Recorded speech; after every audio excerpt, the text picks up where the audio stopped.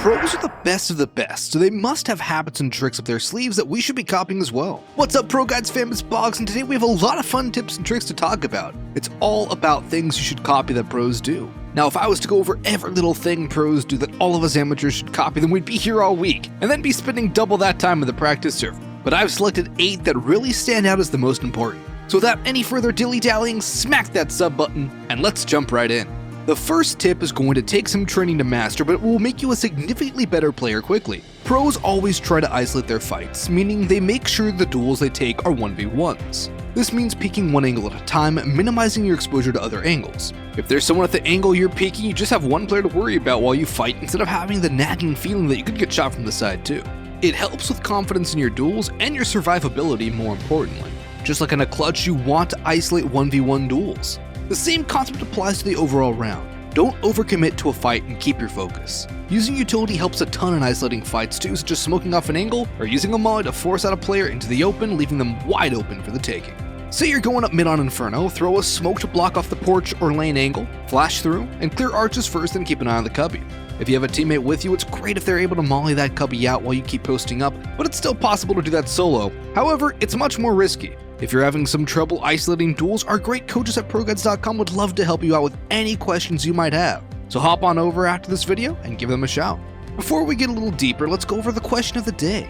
What part of your CS game do you feel you need to improve the most? Personally, I feel that my aim, of course, could be much better, but also my communication needs work. There's times where I will calm way too much and overwhelm my teammates, and others where I won't calm in the most concise manner. But what do you guys feel? Please let me know in the comments below. I'm always looking for things to improve on that I might not see myself. Speaking of communication, it's arguably the most important aspect in Counter-Strike as a whole. Without good comms, your team won't have the information necessary and they won't be able to react quickly or at all. Pro teams and players communicate all the information they need to without overcomming or undercomming. It's a delicate balance and one that's incredibly hard to learn, but a good way to start is by calling out what utility is used where. Knowing what utility has been used, and even more importantly where it has been used, is huge on T's side, to gauge how many people are on a site and what they have left to hold off a push. On CT's side, you can get an early idea of whether there might be a take or even a fake if you see where the nades are coming from, or if they're isolated with nothing following. Other important things to communicate are ideas on takes, if you want to coordinate a peek with a teammate on both sides of the map, and also if you're rotating to a different spot. Getting coordination with random teammates can be very hard, particularly at the lower levels, but the higher up the ranks you climb, the more people you will find who have better communication and coordination. If you're looking to play on a team too in a league like ESEA Open, learning how to communicate properly is incredibly critical. Up next, this tip is going to tie in a bit to our first one, isolating your fights. It's something we talk about a ton, but is incredibly important, and that's crosshair placement. Knowing how to clear your angles will make your life so much easier. If you walk around a corner with your crosshair on the enemy's head, chances are you'll win that duel easily. If you're peeking an angle and your crosshair is in the right spot, you can channel your inner scream and become the edge shot machine. There's something else that comes with having good crosshair placement though, and that's the confidence you gain. We talked about this in a previous video, but all pros have confidence in their aim. It's the reason you see incredible plays come out of individuals like Simple, Nico, and Rops, and of course many more. There's going to be days you feel better than others, but one constant you can keep to build consistency is your crosshair placement. It will always be there for you to land a kill and maybe even help bring you out of a slump. If there's one thing to aim for in CS, it is to be consistent. Steadily build yourself up and consistently perform. It's better to get about 20 kills a game than to drop 30 in one game and then 10 in the next. Map knowledge might sound self-explanatory, but it's a lot deeper than just basic callouts and how to move around. When watching Dust 2, you might notice teams going B with certain spawns, going long with certain spawns, or just defaulting. This is particularly evident on Dust, but there's other maps where spawn timings give you an advantage getting to certain places faster. Spawn-based takes are always nice, but there's even more to map knowledge. Rotation timing.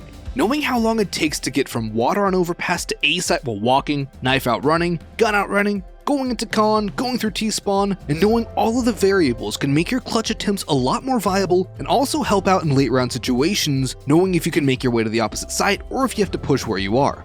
This also helps on the CT side knowing the rotation timings of the opposition based on their last known position. If you know how much time you have or the enemy has, you come into that hold or take with a lot more confidence instead of worrying whether or not you'll make it in time. Map knowledge could also be extended to knowing which angles people tend to hold and what off angles players might try and take advantage of you from. A lot of this comes from playing, but our next tip will help you figure it out a lot faster. Something that all pros do and spend an incredible amount of time on is demo review. Whether it's their own demos, demos of other teams, or demos of players they want to learn from, players at the top of Counter-Strike spend countless hours watching film. Much like regular sports athletes have sessions where they go over their own play and that of their next opponents, esports pros do the same. Arguably the more important demo reviews of yourself, as you can figure out mistakes you make and how to better play in certain situations. Taking notes and trying to fix your errors will make you a smarter player and will help you improve quickly.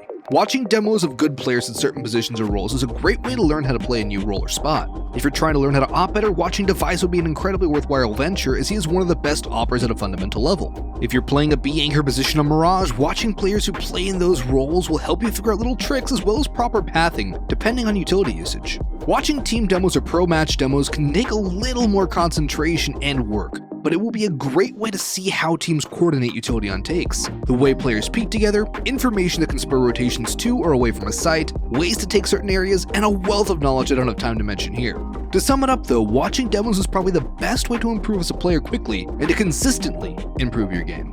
Utility, utility, utility.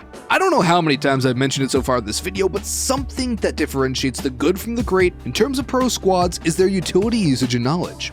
When Astralis hit their peak, they were renowned for their impeccable utility. The nade usage, the smokes, the flashes, everything was a well-oiled machine that propelled them to such a dominant reign.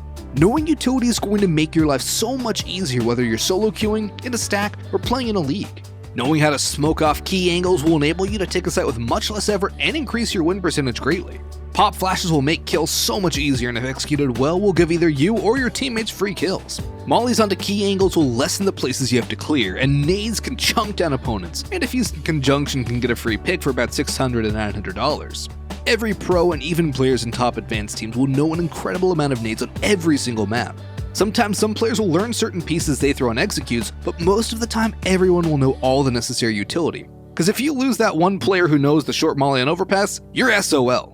Knowing utility is your best bet to make your life easier in pugs, and even at the higher ranks you'll still find players who barely know the basic A Mirage smokes. A good piece of utility can be the difference between a won round and a lost one. Following up on learning more utility is learning how to use your utility in conjunction with your teammates. Knowing a plethora of flashes and smokes is great, but it's a lot less useful and can even be harmful if used improperly. I'm sure we all hate getting team flashed and have died way too many times because of it. Getting smoked off of a position you wanted to hold can suck big time too. How many times do you see pros team flashing or blocking off teammates? It doesn't happen very often. A lot of these issues can be solved by learning how to communicate properly, but truly learning how to use utility with teammates is a process, but can elevate your gameplay to the next level. Everyone wants to play with someone who can flash perfectly for them and give them some easy free kills. A great tip I learned from a coach friend of mine is to call in a certain way when throwing a flash for your team. When throwing the flash, call flash. And when the flash is about to pop, call bang, so they know to either turn away or to push in. When put into practice with my team, it really made the flashes much more effective. Aside from not team flashing, throwing a coordinated execute might seem simple. Who hasn't thrown the Mirage A execute? But on other maps like Nuke for example, an A-side take requires more utility variety and near perfect timing. The top hut molly only lasts for so long and the flashes will only be effective for a short period, so throwing your utility with your team while also having the rest push out at the right time can be a little difficult to achieve in a pug environment. But when you're playing in a 5-stack, it's definitely something you should try and work on. Our final tip is one which might seem contrary to everything you've heard. The grind has become a way of life in esports, and throwing hours at a problem is widely regarded as the best way to solve it. But this actually is not the case. Pro players don't just grind out without an end goal. They have set practice regimens helped out by analysts and other team personnel. Practicing efficiently helps you to avoid burnout and helps you to manage your time well and get the most out of a gaming session. Not all of us have the time to spend 12 plus hours a day grinding CS, and learning how to better use our valuable game time is critical. There comes a point in time where DMing won't help you out anymore and you'll start to get lazy or tired and generate bad habits. Sure, throwing nades and finding new ones is a good thing to do, but eventually you'll lose interest and it'll turn into a time waster rather than a help. There's only so many demos you can watch before your brain turns off and stops gaining information. Moderation is key, and balancing out your practice is important. Another thing more and more pros are starting to do is creating a workout schedule. Exercise helps your brain and refreshes your mind and body, helping you to go into your gaming sessions with the best possible mindset and ready to get the most out of your time. Whether you're silver or global, there's always more you can learn. Pro players are at the top of our game, and for good reason, so there has to be things we can learn from them. Whether it's isolating your duels to map and nade knowledge, and even how you practice, the pro players in our game seem to have this esport figured out. If you want more detailed help, we have many great coaches on our website at ProGuides.com who would love to help you improve your game in any of the ways we mentioned today and even more.